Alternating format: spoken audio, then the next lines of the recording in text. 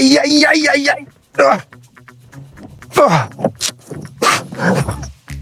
Oh. Leute, erinnert ihr euch noch, als die Hersteller das Motto hatten, kleiner ist besser, flacher ist besser, leichter ist besser? Navimo hat damit gebrochen. Die kommen jetzt hier mit der X4-Serie um die Ecke gemäht. Das Teil wiegt 29 Kilo, ist 90 cm lang, hat 4 Reifen wie bei so einem Geländewagen. Da habe ich mir kurz die Frage gestellt, was ist denn die nächste Stufe? Ein Aufsitzrasenmäher, der von alleine fährt oder was? Aber hey, sind wir mal nicht so. Wenn das dafür sorgt, dass das Teil in jedem Gelände zurechtkommt, riesige Flächen mähen kann und die Igel nicht mehr geschreddert werden, dann ist vielleicht Größe gar keine Schwäche. Ob der neue Navimo X4 macht, was er soll und ob es vielleicht das richtige Gerät für dich ist, das lass uns jetzt gemeinsam in unserem Video herausfinden.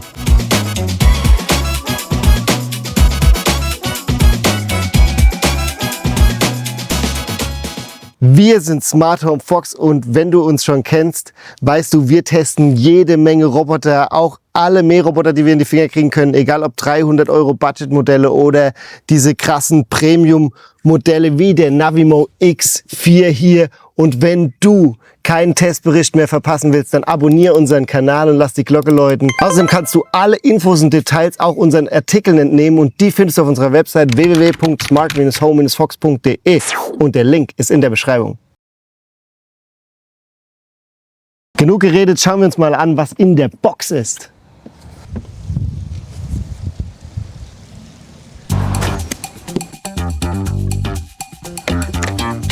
Was ist los?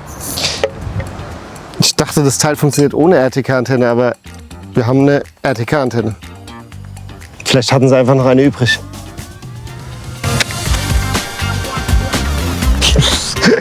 Ich habe Angst.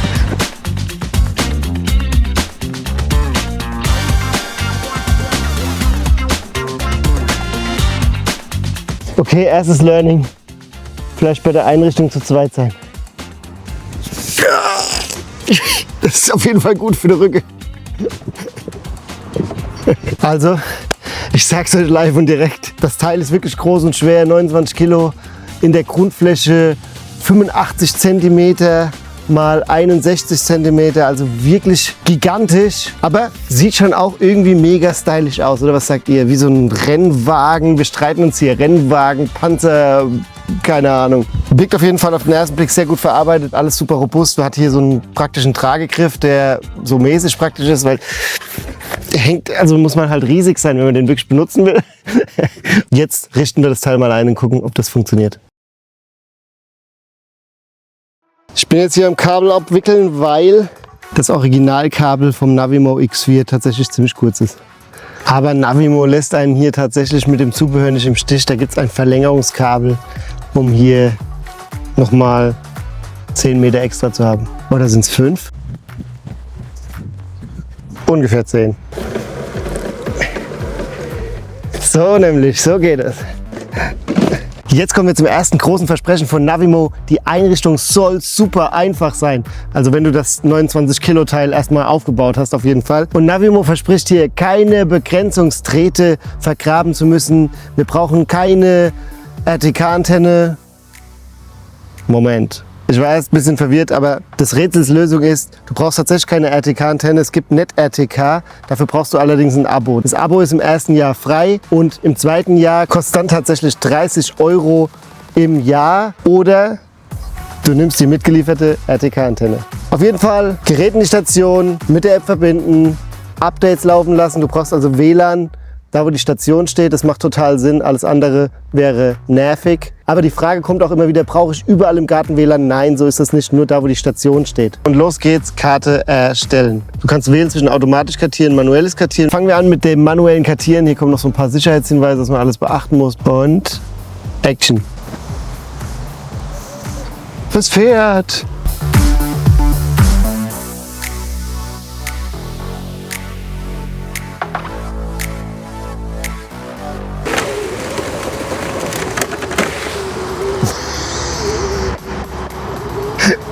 Das ist eine Waffe.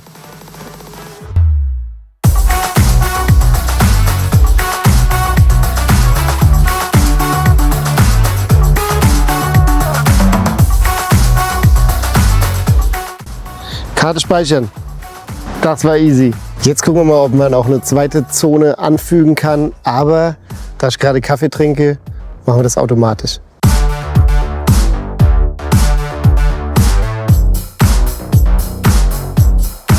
Okay, jetzt geht's in Zone 3.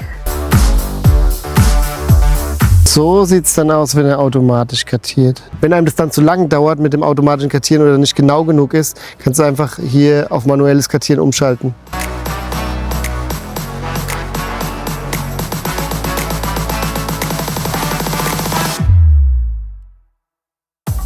Okay, die Einrichtung, die war easy. Du kannst wählen zwischen automatisch kartieren und manuell. Ich bin hier ein Fan von manuell kartieren wegen den Rändern. Ne? Da stellst du sicher, dass er möglichst nah an den Rändern entlang mäht später. Ob das funktioniert, das schauen wir uns an. Da gibt es auf jeden Fall auch eine Überraschung. Und ansonsten in der App kannst du halt alles, was du brauchst, auch hinzufügen. Neue Bereiche. Wir haben jetzt 3 Zonen hinzugefügt. Bis zu 2000 Quadratmeter kannst du kartieren. Du kannst Sperrzonen einrichten. Du kannst Übergänge einrichten. Du kannst auch eine Zeichnung hinzufügen, was ich ziemlich cool finde. Dann rasiert er dir quasi, was du malst, in den Garten. Also malst hier, mäht da. Zum Beispiel ein Herz. Jetzt schauen wir mal, ob das Teil hier sich im Garten zurechtfindet und überhaupt mähen kann. Und dafür sage ich mal, let's mow.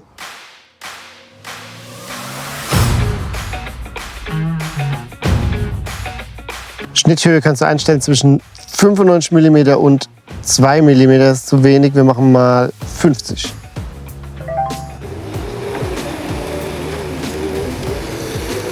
Wenn du dieses Riesenteil hier durch den Garten fahren siehst, stellst du die Frage, was ist das eigentlich? Und dazu vielleicht ein paar kurze Worte. Er ist das Flaggschiff der Navimo Mähroboter X-Serie und er ist genau für die Gärten gebaut, bei denen andere Mähroboter aufgeben. Hänge, mehrere Zonen, Schotterwege, Unebenheiten und Gäste. Ob mit 4 Beinen oder ohne. 3 Dinge machen ihn wirklich besonders. Erstens Zero Turn All-Wheel Drive. Also Allradantrieb mit aktiv gelenkten Vorderrädern.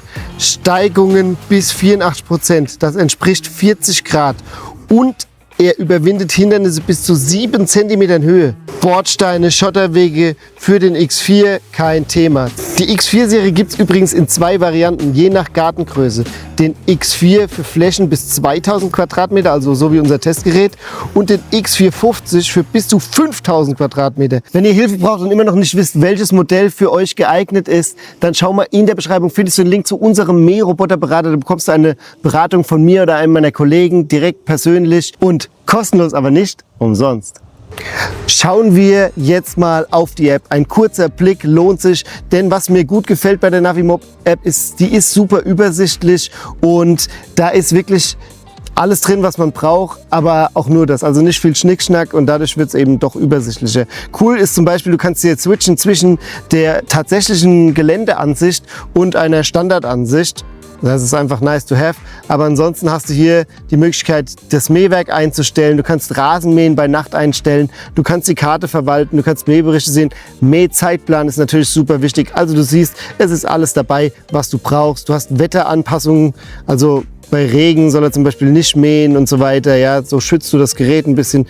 Antriebsschlupfregelung ist was Interessantes, kannst du aktivieren. Dann ist er pfleglicher zum Boden, ja, und lässt die Räder nicht so durchdrehen, was ja oftmals den Rasen dann aufwühlt. Aktiviere ich mal, ist eine coole Sache. Du hast Laborfunktionen, du kannst das Teil natürlich gegen Diebstahl sichern, also Geofence-Alarm, wenn er den kartierten Bereich verlässt, kriegst du eine Meldung, oder wenn der Mäher angehoben wird, dann hast du hier eben auch die Möglichkeit, den Alarm zu aktivieren, damit ihn keiner klauen kann. Das ist ja ein teures Gerät und du willst ja nicht, dass es wegkommt. So viel zur App, also alles in allem sehr übersichtlich, funktioniert einwandfrei und darum geht es ja am Ende des Tages. Und was richtig cool ist in der App, und das ist wirklich das Beste, du gehst auf Kartenverwaltung, ist ein bisschen versteckt, ja, man muss wissen, wo man es findet. Kartenverwaltung, dann auf Bearbeiten der Karte kannst du hier tatsächlich die Ränder sozusagen nachzeichnen, ja, damit er hier einfach näher am Rand arbeitet und kannst es neu kartieren. Und das ist wirklich cool, darauf haben viele gewartet, denn dadurch musst du dann nicht jedes Mal neu kartieren, wenn er mal irgendwo an der Stelle das nicht anständig macht.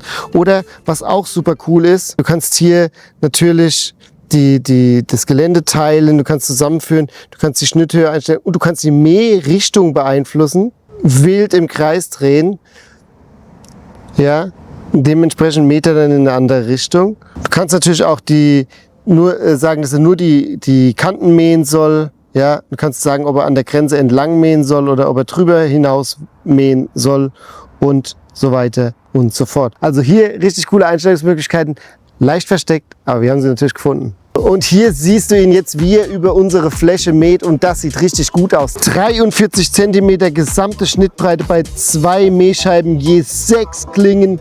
Das sieht richtig gut aus und er ist wirklich schnell unterwegs auf der Fläche. Fährt super systematisch die Bahnen ab, kein Zufallsprinzip mehr, wie wir es von alten Mährobotern kennen, die einfach von einer Begrenzung zur nächsten gedopst sind, wie in so einem Flipper. Der hier arbeitet strukturiert von links nach rechts, Bahn für Bahn. Und das adaptive Schnittsystem hebt die Klingen automatisch an, wenn es uneben wird. Kein Scalping, kein hässlicher abgemähter Streifen auf einem Buckel. Und dann ist da noch die Momentum-Technologie. What? Wieder so ein toller Name, aber dahinter steckt echte Mechanik. 280 Watt Schneidmotoren, 9 mm starke Klingen. Das bedeutet auch dichtes, hohes Gras, das auch ein bisschen gröber sein darf. Der X4 kämpft sich durch, ohne stecken zu bleiben. Er erkennt automatisch den Widerstand und passt die Klingen an. Kleiner Tipp vom Smart Home Fox Garten-Sachverstand.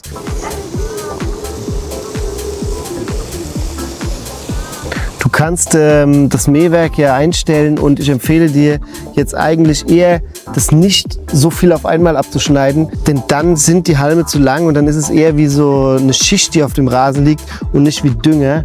Also wenn du langen Rasen hast, dann peu à peu jede Woche ein bisschen kürzer, damit du so ganz fein gemulchtes Gras hast und dann hast du wirklich schön Dünger. Naturdünger. Und wie laut ist das Gerät beim Arbeiten? Auch hier kannst du tatsächlich verschiedene Modi wählen. Das hier ist jetzt der Standardmodus und du hörst mal selber.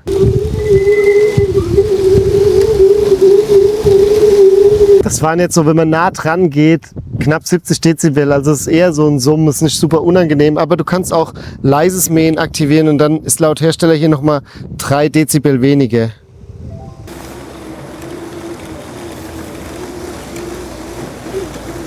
Und in der Tat, es ist deutlich leiser. Auf der Fläche sieht es schon gut aus, wie du siehst. Jetzt schauen wir uns mal an, wie es am Rand läuft.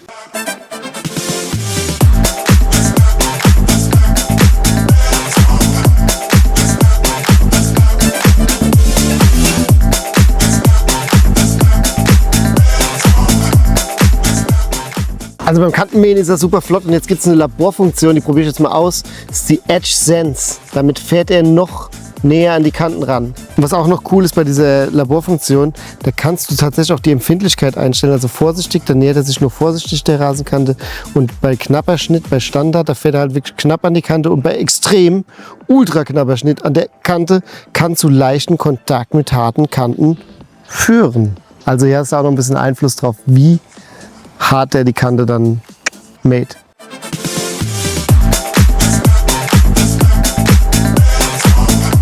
Mit Edge-Laborfunktion hat er hier ungefähr 10 cm stehen lassen.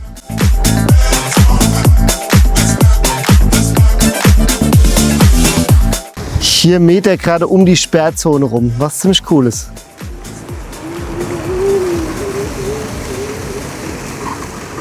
Fazit zum Randschnitt. Also natürlich, wenn der Rand genauso hoch ist wie der Rasen, dann fährt er da schön mittig drüber. Das sah sehr gut aus. Da bleibt kein Rand stehen. Ansonsten liegt hier in der Natur der Sache, dass er hier eben ungefähr 10 cm stehen lässt, wenn der Rand höher ist als der Rasen. Ne, weil das Mähwerk kann ja gar nicht hinkommen, so, ne? Aber das macht er tatsächlich ganz gut, weil da fährt er tatsächlich ziemlich dicht am Rand entlang, hält die Linie sehr gut. Das hat mir schon sehr gut gefallen. Und diese Laborfunktion, die ich da aktiviert habe, die Edge Sense Technologie, die scheint auch wirklich ihren Beitrag dazu zu leisten. Das ist dann deutlich besser. Sieht schon gut aus. 10 cm musst du dann selber trimmen.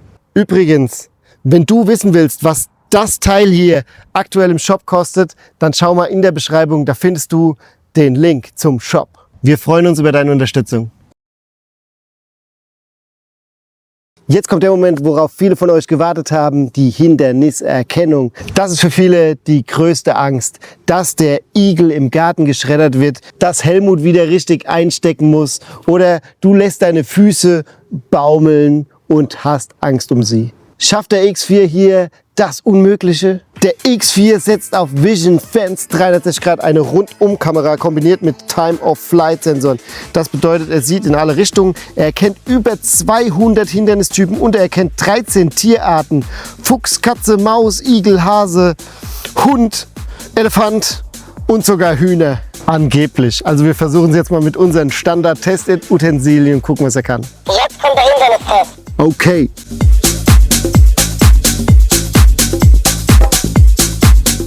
Da bin ich aber verschreckt umgefallen.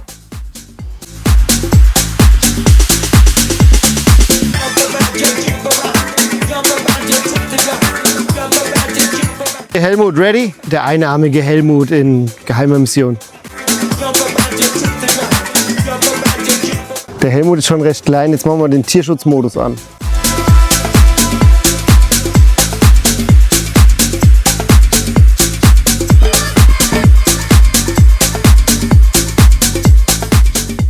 Hinderniserkennungstest, Fazit, läuft. Alle Hindernisse erkannt, die Stöcke hat er so ein bisschen angefahren, aber ist trotzdem dann abgebogen. Mein Gartenschlauch würde ich nicht auf dem Rasen liegen lassen, ansonsten sieht es sehr gut aus, besonders wenn man den tierfreundlichen Modus anmacht, dann biegt er halt echt früh ab, um die Tiere gar nicht erst zu stören. Sieht sehr gut aus. 80% Steigung soll der X4 von Navimo schaffen, laut Hersteller. Wir gucken mal, was da dran ist.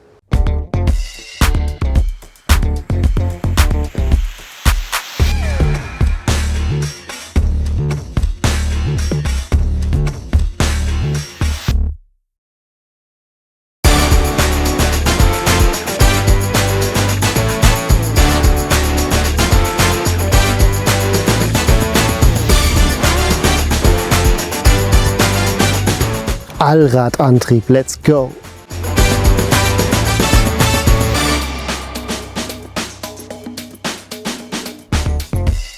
Im Geländetest hat es schon gezeigt, was ich vermutet habe, dass er das sehr gut ist. Es ist halt ein Geländebiest mit seinem adaptiven Fahrwerk, seinen krassen Profilreifen und seiner Power.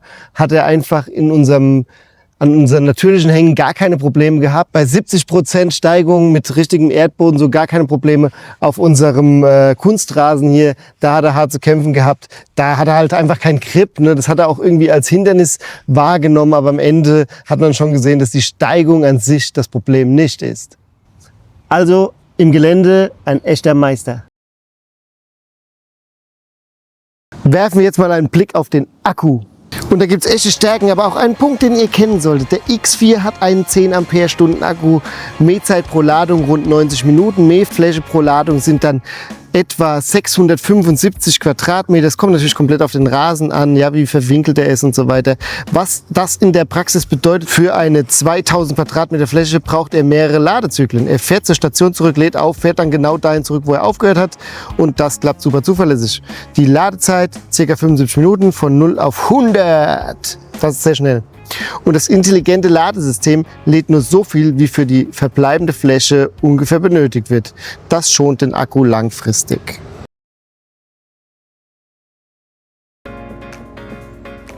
Ich bin sauer. Ein Vogel hat den Navimo angeschissen. Aber nicht ganz so beschissen war das Gerät tatsächlich, wie es sich hier darstellt. Kommen wir zum Fazit. Tatsächlich möchte ich euch die Schwächen nicht verschweigen, beziehungsweise wir haben sie angesprochen. Ich fasse es noch mal kurz zusammen. Das Teil ist ultra schwer, ja, und ultra groß. Das heißt, du brauchst schon einen großen Garten, damit sich das für dich lohnt. Auch beim Randschnitt, da müssen wir ehrlich sein, Navimo hat sich hier jetzt noch nicht wie andere in diesem Jahr was überlegt. Es gibt kein Randschnittmodul oder dass das Fahrwerk zum Rand hin ausfährt oder so. Deswegen schafft er auf keinen Fall näher als 10 cm an den Rand dran, wenn der Rand höher ist als der Rasen. Das ist einfach so. Aber dafür fährt er wirklich stabil die Linie lang. Ja, super. Das klappt sehr gut. Und wir haben hier tatsächlich auch wieder in den Ecken das Problem, da kommt er auch nicht so richtig hin. Das liegt an der Bauart einfach. Mit den 2 Rädern vorne, der kann zwar in die Ecke reinfahren, aber muss dann wieder rausfahren und dann bleibt eben auch ein Stück ungemäht. Und was auch ein echter Nachteil ist, finde ich, für den Preis, da erwarte ich einfach rundum glücklich. Aber dass das Abo nach einem Jahr schließen muss, also 30 € dann pro Jahr bezahlen muss, finde ich nicht so cool. Du kannst natürlich die RTK-Antenne aufstellen und wenn du dann auch WLAN da hast, wo die Station ist, dann ist es auch kein Thema. Was mir gut gefallen hat, ist, der mäht super schnell. Ja, du kannst die Geschwindigkeit variieren und dann wirklich schnell durch den Garten mähen lassen. So schafft er auch schnell große Flächen. Das sieht super aus. Das Schnittbild ist top. Wir haben hier ein super gleichmäßiges Schnittbild und du hast sehr viele Einstellungsmöglichkeiten und kannst hier alles machen, was eben ein moderner Mähroboter können muss. Die Geländetauglichkeit ist außer Frage richtig gut. Die Hinderniserkennung ist auf einem hohen Niveau und tatsächlich ist das ganze Ding hier auch noch TÜV zertifiziert. Was will man mehr als guter Deutscher? Und was hat es mit dieser TÜV-Zertifizierung auf sich? Der Navimo X420 ist der weltweit erste Mähroboter, der mit dem TÜV Rheinland-Zertifikat Lawn Care ausgezeichnet wurde. Er wurde auf Hängen und inmitten komplexer Hindernisse strengen Tests unterzogen und hat ein simuliertes Jahr intensiven Mähbetriebs überstanden. Unglaublich, aber wahr. Mit der branchenweit einzigen Minimal Damage Leistung setzt er neue Maßstäbe für ultimativen Rasenschutz. So der bekannte Zertifizierer TÜV Rheinland. Wann lohnt sich das Teil für dich? Wenn du auf jeden Fall einen großen Garten hast, ja, der auch Unebenheiten drin hat, krasse Steigungen und sowas. Wenn du bereit bist, die 2500 Eier hinzulegen, ja, wie der aktuelle Kurs steht, kannst du mal abchecken. Unten in der Beschreibung packe ich dir den Link zum Shop hin. Da gibt es ja auch immer mal einen Rabatt. Oh, er ist wirklich sehr empfindlich auch. Wenn du jetzt nicht einen ganz so großen Garten hast, nicht ganz so viel Geländetauglichkeit brauchst und sowas, dann schau doch mal hier bei der i2 Leader Pro Reihe auch von Navimo rein. Ich packe dir mal hier den Link hin, haben ein ausführliches Testvideo zu. Da sparst du einige Euros und das ist wirklich ein Top-Gerät. Hervorragend, gefällt uns sehr gut und hat auch im Test sehr gut abgeschnitten. Wenn du jetzt sicher bist, das ist das richtige Gerät für dich, da unten in der Beschreibung ist der Link. Ich freue mich über eure Unterstützung. Und wenn du dir noch nicht sicher bist, unten in der Beschreibung ist noch ein anderer Link zu unserem kostenfreien Mähroboter-Berater. Da beantwortest du ein paar Fragen und wir geben dir eine persönliche Beratung, was wir glauben, welches Gerät für dich das Beste ist. Einfach mal ausprobieren. Das war's mit unserem Test zum Navimo X4 und hier findest du weitere Videos zu unseren ganzen Mährobotern-Tests. Wir haben wirklich viele getestet dieses Jahr. Check mal die Playlist ab und hier packe ich dir das aktuelle Best-of-Video, beste Mähroboter 2026 hin und hier findest du das ausführliche Testvideo zum Navimo i2 Leader Pro. Ich freue mich, wenn du bald wieder dabei bist. Vergiss nicht, den Kanal zu abonnieren und ein Like da zu lassen. Ich danke dir auf jeden Fall. Bis dahin, Peace.